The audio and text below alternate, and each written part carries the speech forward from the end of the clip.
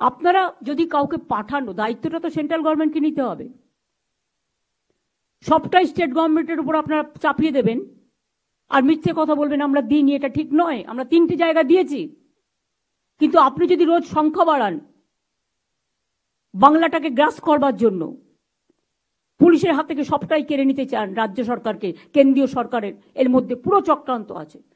আমি কোর্টকে কোনো ব্যাপারে একটি কমেন্টসও করব না, because we are bound to accept the court verdict. কিন্তু মনে রাখবেন কেন্দ্রীয় সরকারের সম্পূর্ণ চক্রান্ত আছে এবং আরো কয়েকটা left parties, they are also involved in this conspiracy, যাদের মানুষের কাছে যাবার ক্ষমতা নেই। যেহেতু আমরা কিছু পাল্টা করছি না, একতরফা হয়ে যাচ্ছে।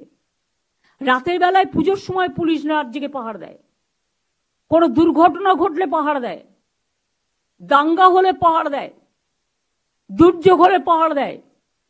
কিন্তু প্রতিদিন রাতে আপনারা যদি রাস্তায় থেকে, অনেক মানুষ তো ডিস্টার্ব হয়, অনেক এলাকায় অনেক বয়স্ক মানুষ আছে, মাইক লাগালে তাদের ঘুমের অসুবিধেও হয়, যার জন্য নিয়মও আছে পলিউশন কন্ট্রোল বোর্ডের, 10টার পর মাইক বাজানো যাবে না, বা এত স্পিডে মাইক বাজাবেন তার বেশি বাজানো যাবে না।